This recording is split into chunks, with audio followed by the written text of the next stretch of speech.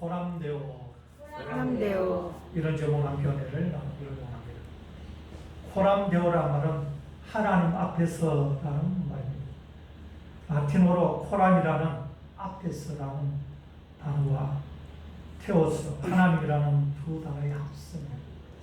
하나님 앞에서라는 뜻입니다. 사도 바울이나 마르틴 루터, 존 칼빈 같은 사람의 신학의 핵심 사상이기도 한 말씀이 바로 코람데오입니다. 우리는 무슨 일을 하든지 하나님 앞에서 하고 있다는 코람데오라는 신전의식, 즉 하나님의 면전의식을 가지고 살아가야 합니다. 저는 이런 상상을 해보았습니다. 제가 마법사가 되어서 하늘을 날아다니며 온갖 기적을 행하고 또 투명인간이 되고 슈퍼맨처럼 초능력을 가지면 어떨까? 또 최고의 재벌이 되고 최고의 권력을 얻고 명예와 인기를 얻는다면 어떨까? 여러분 그러면 어떨 것 같습니까? 하나님을 믿지 않는 삶이라면 부귀영화를 누리며 내 하고 싶은 욕망을 모두 충족하고 살게 되겠지만 하나님을 믿는 나에게는 그 모든 것들이 아무런 의미가 없다는 것을 생각해 보았습니다. 마법사가 되고 하늘 나는 뭐 할 겁니까? 재벌 되고 돈 많으면 뭐 할 겁니까?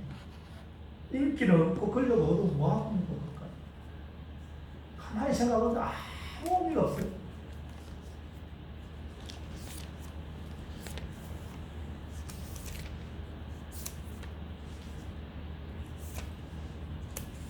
왜냐하면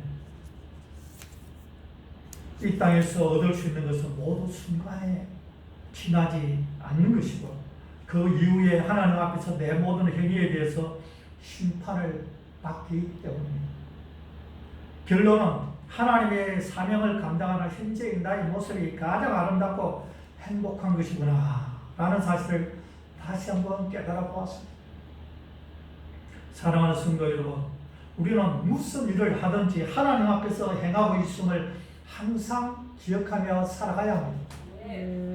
사도 바울은 무슨 일을 하든지 하나님이 지켜보신다는 코람데오 하나님 면전의식을 가지고 살았기에 기독교 역사의 가장 위대한 일들을 행할 수 있었습니다.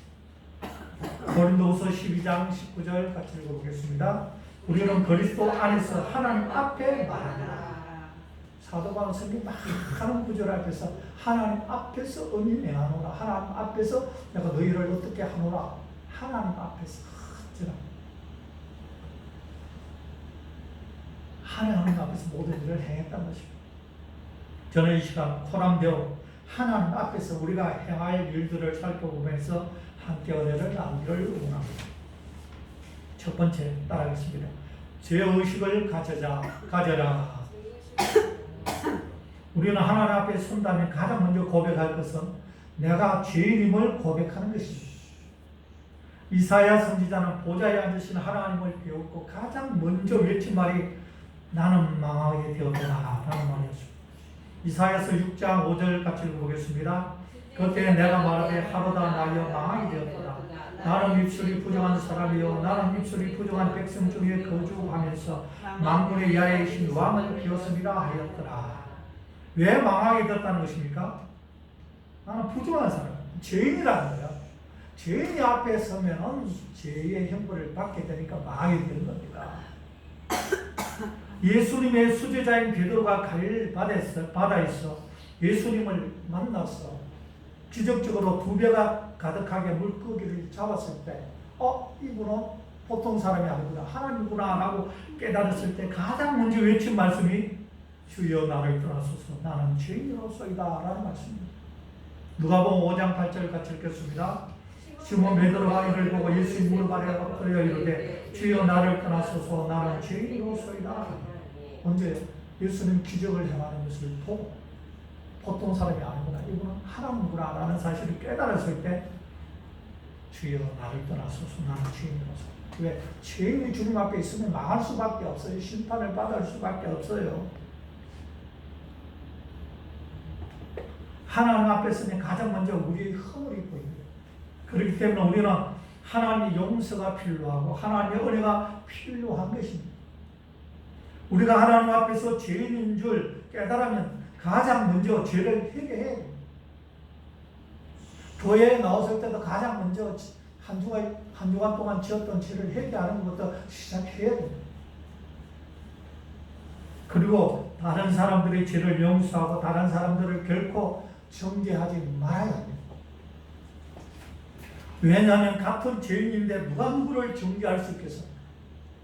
50보 100보에 어떤 사람은 죄를 하나 지은 사람이고 어떤 사람은 죄를 10개 100개 지은 사람입니다. 다 죄인입니다.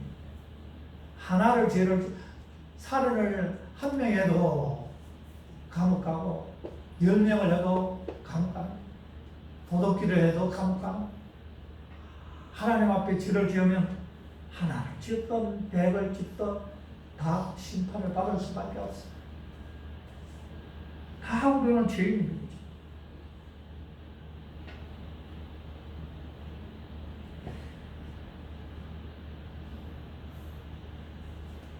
어떤 사람은 죄인인데 마음으로 지은 죄인, 어떤 사람은 행동을 한 죄인, 어떤 사람은 죄가 밝혀진 죄인, 어떤 사람은 밝혀지지 아니한 죄인, 다 똑같은 인간 다 죄인.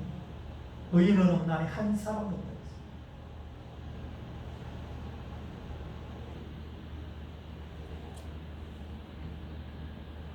만약 도둑질 한 번을 한 사람이 재판관 앞에서 저 사람은 도둑질 2번 했습니다. 그러니 마땅히 심판을 받아야 합니다. 라고 하면 도둑질 한 번 한 사람은 어떻게 되겠습니까? 너도 똑같은 죄입니다. 너도 같이 심판받아라. 그렇게 말하지 않겠습니까?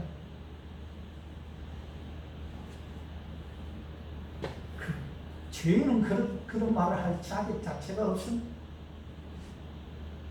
자기 죄를 용서받으려면 도둑질 한 번 한 사람이 2번 한 사람이 용서받도록 해야 돼. 주님 저 사람 용서해 주십시오. 그러면 한 번 죄 지은 자기도 용서받을 수 있는 확률이 높아지는 것입니다.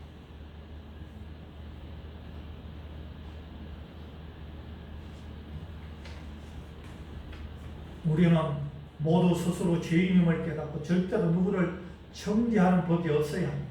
하나님 우리가 남을 정죄하는 심판권을 준 적이 없다고 말씀하고 있습니다. 야고보서 4장 11절에서 12절 말씀 같이 읽겠습니다. 형제들아 서로 비방하지 말라. 형제를 비방하는 자나 형제를 판단하는 자는 곧 율법을 비방하고 율법을 판단하는 것이라. 내가 만일 율법을 판단하면 율법의 준행자가 아니요 재판관이로다. 너는 누구에게 이웃을 판단하느냐. 하나님 우리에게 이웃을 판단할 그런 능력을 심판권을 준 적이 없다라고 이야기하고 있습니다. 우리가 다른 사람을 심판하면 우리는 심판자가 되는 거예요. 하나님이 이치에 선 거예요. 그러니까 누군데 네가 하나님이냐? 누가 누구를 심판한단 말이냐? 그렇게 되어지는 것입니다. 절대 어떤 일이 있어도 다른 사람 비판하지 말고 심판하지 말라. 산상수훈의 핵심도 뭡니까? 비판을 받지 않으려 하거든 비판하지 말라는 거 아니겠어요? 그게 한국률이에요. 칭찬받고 싶은 사람은 칭찬하면 돼요. 자기는 비판해 놔놓고 칭찬받으려고 하는 사람 가장 어리석은 사람. 내가 칭찬하고 신고해. 다른 사람도 나를 칭찬하는 것이고 내가 남을 비판하면 남도 나를 비판하는 것이고 내가 남을 용서하면 그 사람도 나를 용서하는 것입니다. 우리는 언제나 심판자 대신 하나님 앞에 서 있습니다. 우리는 무슨 일을 하든지 하나님 앞에서 우리의 행위에 대해서 마지막 날 심판받을 각오를 하고 있어야 합니다. 그러므로 잠시 이 땅에 살아갈 때 하나님 앞에 섰을 때 부끄럽지 않도록 최대한 죄짓지 말고 하나님 기뻐하는 일들을 행해야 합니다. 제가 부산에 있을 때 1년 동안 쌀집에서 일을 한 적이 있습니다. 쌀집에는 쌀을 50가마, 100가마씩 창고에 저장해 놓습니다. 왜냐하면 한 차 싣고 오면 그냥 50가마, 100가마 이렇게 싣고 옵니다. 그만큼 한 차씩 이렇게 밀어놓기 때문에 50가마, 100가마가 최소한 튀어집니다. 주인이 없을 때 사람들이 쌀 사러 오고 하면 한 마리 주세요, 두 마리 주세요 하고 하면 쌀이 많으니까 그게 뭐 한 마리를 팔았는지 두 마리를 팔았는지 알 수 없어요. 그러면은 마음속으로 야 이거 허저모제 이어도 주인은 모를 텐데 그런 유혹이 와요. 믿지 않는 사람이라면 그렇게 했을 거예요. 그러나 전 100원짜리 하나 훔쳐본 적이 없습니다. 왜 그렇습니까?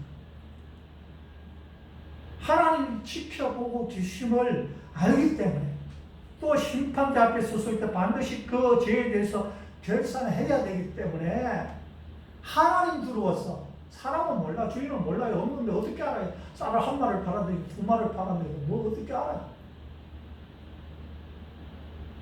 그러나 하나님 지켜보고 계시기 때문에 이런 짝이 하나 손대지 않은 겁니다. 그리고 왜 손대지 않느냐? 내가 손을 대면 당장 내 기도가 하나님 앞에 막히대요. 하나님 앞에 내가 받을 것도 많은데, 구할 것도 많은데, 하나님 앞에서 내 죄 때문에 기도가 다 막힌다면 그보다 더 큰 저주가 어디 있겠습니까? 하나님은 죄인의 기도를 듣지 않는다고 했습니다. 어떤 사람 이렇게 생각하는 사람도 있을지 모르겠어요. 아이고 죄를 짓고 나서 나중에 회개하면 되죠. 그건 회개 아니에요. 회개라는 것은 완전히 삶을 돌이키는 것을 회개라고 이야기합니다. 내 마음으로는 완전히 죄를 짓지 않고 내가 편한 대로 하고 내가 필요할 때는 하나님 회개합니다. 그거 아니라 내가 온 마음을 다해서 죄를 하나님 회개합니다. 작정하고 죄를 안 지으려고 그렇게 마음에 작정을 했는데 나중에 연약해서 또 어쩔 수 없이 그냥 지은 것은 하나님 용서해 줄 수 있지만은 하나님 이용하기 위해서 지금 그 순간을 회피하기 위해서 하나님 용서해 주세요. 그거는 제 회개가 아니라는 사실. 하나님 앞에 우리가 죄를 지으면은 죄가 막혀서 내 기도가 다 막혀버려요. 축복이 다 막혀버려요. 그럼 죄 안 짓고 하나님으로 축복받는 게 낫지. 눈에 보이는 것 조금 때문에 하나님과의 관계가 끊어지고 하나님 축복이 끊어진다면 그보다 큰 저주가 어디 있겠어요. 사람들은 눈에 안 보이는 하나님 두려워할 줄은 모르고 눈에 보이는 사람만 두려워하고 있어요. 그렇지 않은 사람.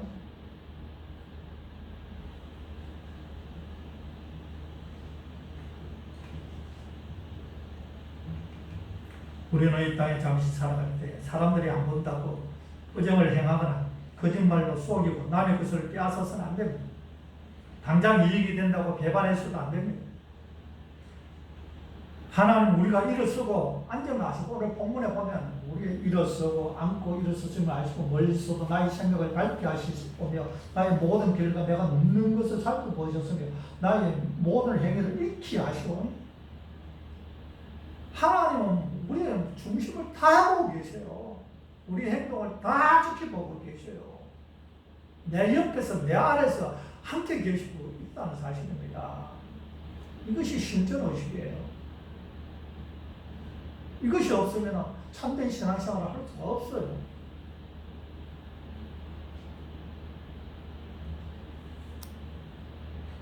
사람은 속일 수 있어도 결코 하나님은 속일 수 없습니다. 호람되고 하나님 앞에서라는 신전의식을 가지고 살아가면 죄를 멀리하고 하나님 기뻐하는 삶을 살 수밖에 없습니다. 할렐루야. 두 번째 따라하겠습니다. 하나님의 보상하심을 믿어라. 하나님의 보상하심을 믿으라. 우리가 주님 앞에서 행하는 것은 절대 공짜가 없습니다. 하나님은 우리가 행한 대로 반드시 갚아주십니다. 우리는 봉사를 할 때도 하나님 곁에서 지켜보고 계심을 믿고 봉사해야 됩니다. 그래야 온전한 봉사가 됩니다. 사람 많다고 정성을 쏟고 사람 없다고 대충하고 그것은 하나님을 기쁘시게 하는 것이 아닙니다. 그런 행위는 사람을 기쁘시게 하는 것이고 사람에게 인정받으려 하는 것입니다. 우리가 봉사를 하더라도 성가대를 하더라도 몇 명 있는 걸로 생각하지 말고 그게 만 명이 있다고 생각해 보세요. 어떻게 행동하겠습니까? 하나님 앞에서 보고 계시고 앉아 계신다고 생각하면 어떻게 하겠느냐 거죠. 사람들은 자꾸 눈에 보이는 것만 생각을 해요. 눈에 보이는 것으로 추구하고 하나님 앞에 계시니까 내가 하나님 앞에서 최선을 다한다. 만 명이 있든 한 명이 있든 상관없이 하나님 앞에서 우리가 하는 거예요. 그것이 하나님 앞에서 드리는 참된 예배고 참된 봉사가 되어지는 것입니다.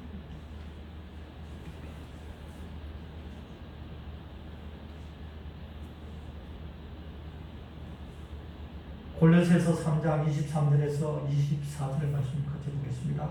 무슨 일을 하든지 마음을 다하여 주께 하듯하고 사람에게 하듯 하지 말라. 이는 기업의 상을 주께 받을 줄 아나니 너희는 주 그리스도를 섬기느니라. 무슨 일을 하든지 어떻게 할까요? 마음을 다하여 주께 하듯 하고. 왜 주님께서 보고 계시니까 무슨 일을 하든지 주님이 보고 계신다 생각을 가지고 주께 하듯 하라는 거예요. 봉사하는 것도 이 사람 내가 왜 섬겨? 내가 무슨 상관이 있어? 그게 아니라 이 사람이 작은 예수님이라 생각하고 섬기는 거예요.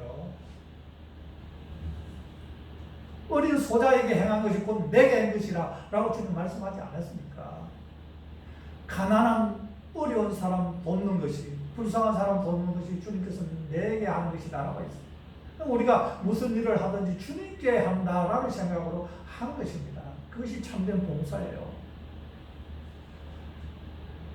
그렇게 사람에게 하듯 하지 말라. 이는 기업의 상을 주께 받을 줄 아나니 너희는 주 그리스도를 섬기느니라. 우리가 그렇게 하면 어떻게 된다고요? 주님은 공짜로 기업의 상을 주께서 받을 줄 아나니 하나님 반드시 주셔요. 보상해줘요.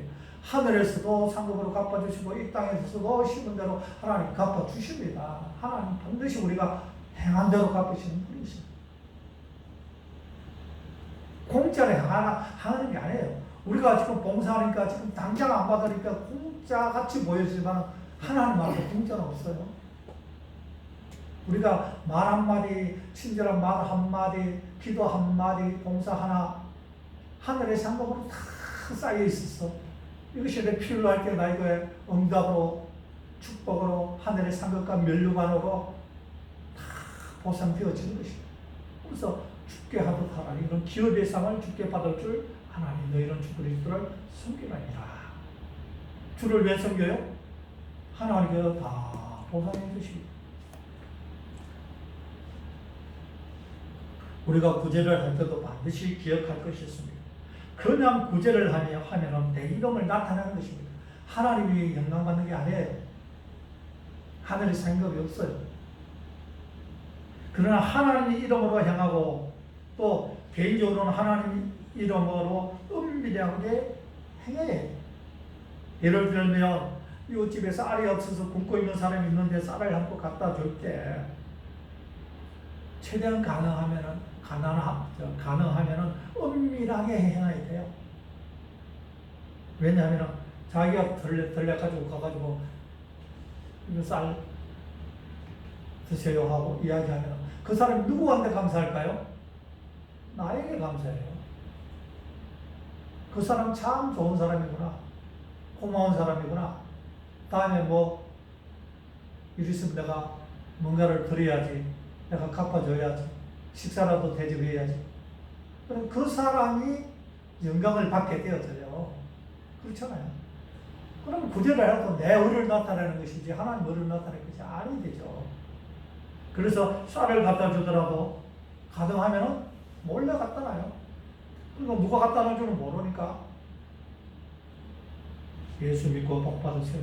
이렇게 한마디에 글자라도 또 성경 구절이라도 하나 꼽아 놓는다면 또 성경책이라도 하나 넣어 놓는다. 그렇게 하면은 그 사람은 누구에게 영광을 돌리겠습니까? 야, 하나님 믿는 사람이 그렇구나. 결국 누가 영광을 받아요? 하나님이 영광을 받아요. 그러면 하나님께 상급이 돼요. 근데 내가 갖다 주면은 내가 드러나는 것이기 때문에 하나님하고 아무 상관이 없어요. 내가 칭찬으로 보상 다 받아버리는 하늘에 무슨 상관이 있어? 그래서 부재할 때는 은밀하게 하라고 말씀하고 있지 않습니까? 은밀한 데에 보시는데 하나님께서 가 계시다.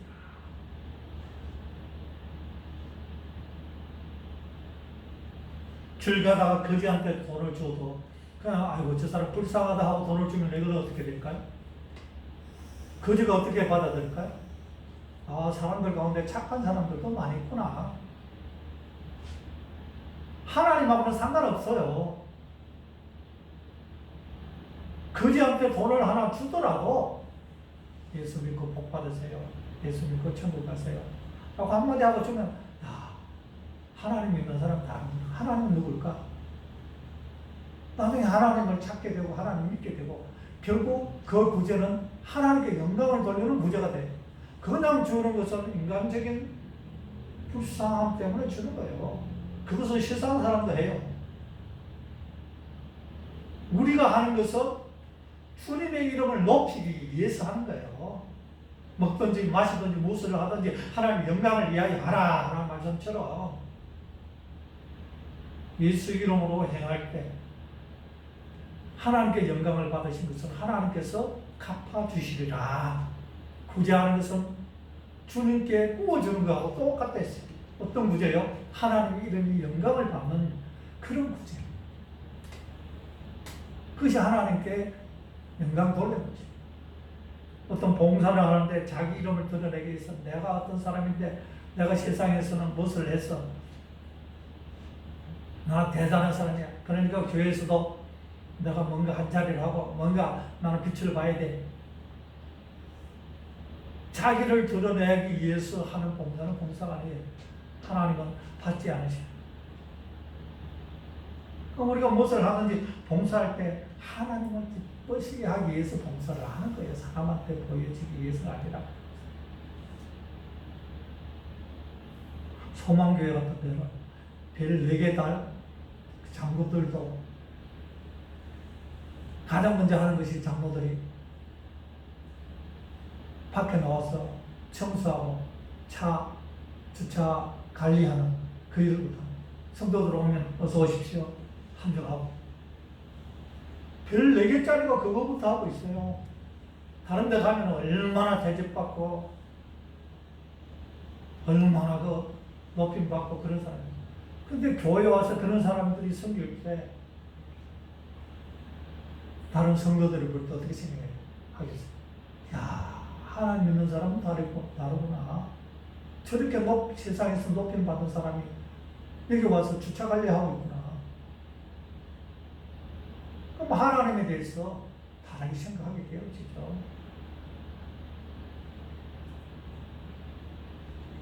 우리는 봉사할 때 하나님을 보고 하는 거야.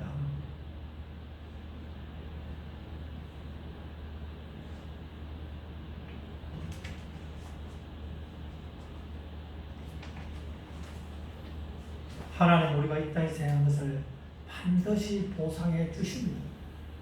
하늘나라에서 상급으로 갚아주시고 하늘나라에서 큰 지혜와 멸류관을 갚아주십니다. 당장은 이 땅에서 심은 대로 거두는 것처럼 우리가 기도한 기도에 하나님께서 우리가 열심을 다하고 충성을 다하면 하나님께서 바로바로 기도를 들으시고 응답하셔요. 그래서 히스기야가 뭐라고 기도합니까? 하나님 앞에. 하나님, 내가 하나님 앞에서 행한 선한 일들을 기억하옵소서 라고 이야기해요. 죽을 일기에 처했을 때 너는 이제 곧 죽으니까 마지막 삶을 정리하라는 이스라엘 선지자를 이야기를 듣고 벽을 향하여 눈물과 기도를 하나님께 통곡하며 히스기야 왕이 기도합니다. 주여 내가 주님 앞에서 행한 선한 일들을 기억하옵소서 라고 했을 때 주님께서는 내가 내 기도를 듣고 내 눈물을 보았고 내가 3일 만에 일어나서 성전에 올라갈 것이고 내가 내 수명에 15년을 더할 것이다 하고 이야기하면서 볼 수 있습니다. 히스기야가 어떤 선한 일들을 했습니까? 성전을 정화하고 우상을 타파하고 하나님 기뻐하는 온갖 일들을 해놨어요. 메인들을 씌워서 하나님의 성전에 봉사하도록 만들고 하나님 안에서 선한 일들을 행했을 때 내가 필요할 때 하나님 내가 행하는 선한 일들을 기억하여 주옵소서. 그리고 내 기도를 들어주옵소서 라고 이야기해. 하나님 앞에서 하나도 행한 일도 없고 자기 필요할 때만 하나님 도와주세요 하면 하나님께서 나 너 모른다. 너 필요하다고 네 마음대로 살다가 네가 아쉬우니까 나한테 차려. 그렇게 그게 더 되겠어요? 구원은 은혜로 받지만 우리가 축복과 상급은 행위로 받는 거예요. 내가 어떻게 하나님 앞에 행했는가에 따라서 하나님과 더 깊은 관계를 맺게 되어지는 것이고 하나님께서 우리 기도를 더 응답하신 거예요.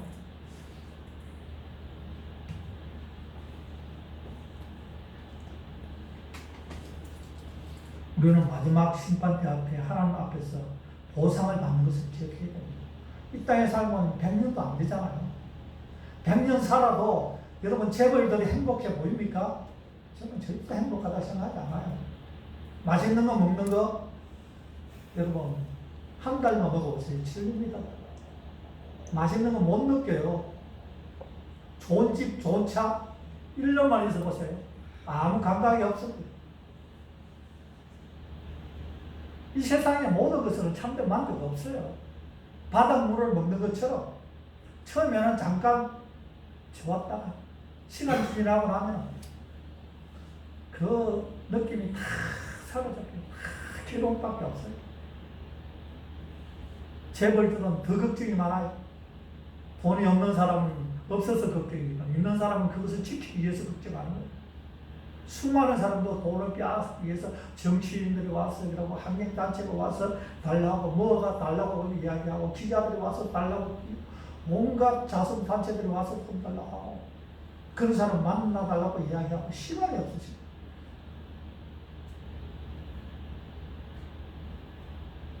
그게 행복한 삶이에요.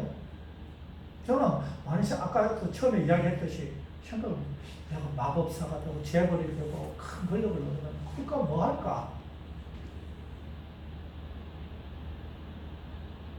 그러니까 뭐 하겠어요? 내 욕망을 채우는 것밖에 더 되겠어요? 그럼 하나님 앞에 섰을 때 심판받아. 그럼 이 땅에 100년도 안 되는 시간 동안에 잠시 마약처럼 순간의 쾌락을 누리다 영원한 심판을 받는데 그거보다 어리석은 삶이 어디 있어요? 가만히 생각하니까 야, 나 마법사도 필요 없고 재벌도 필요 없고 권력자도 필요 없고 아무도 필요 없구나. 내가 가지고 있는 내 여러 가지 최선을 다하면 작은 일이면 작은 일대로 큰 일이면 큰 일대로 그게 내에서 다 하면 그것이 만족한 일이구나. 여러분은 삶을 그걸 만족하세요. 맨날 없다 하지 말고 부족하다 하지 말고 있는 것을 가지고 감사하고 최선을 다하면 하나님께서 그게 더하여 주시는 것이지 맨날 불평하고 원망하고 그러면 하나님은 줄 것도 안 줍니다. 너는 그릇이 안 됐다. 너는 그릇이 안 됐다.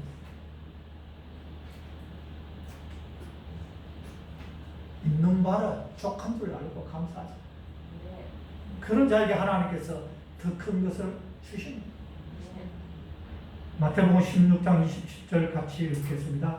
자, 인자가 아버지의 영광으로 그 천사들과 함께 오리니 그때 각 사람이 행한 대로 갚으리라. 아멘.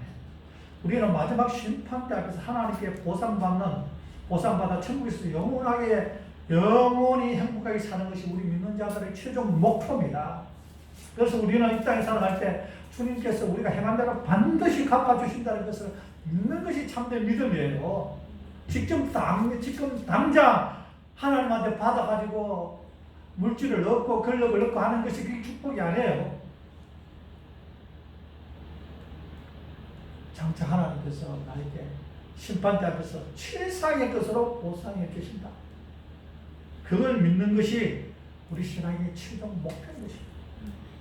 우리의 삶이 늘 주님과 동행하는 삶, 코람되어 하나님 앞에서는 자세로 살아갈 때 우리는 참된 믿음의 사람이 되어질 것이고 하나님 기뻐하는 사람, 하나님께서 너한테는 마음껏 축복해도 부족하구나.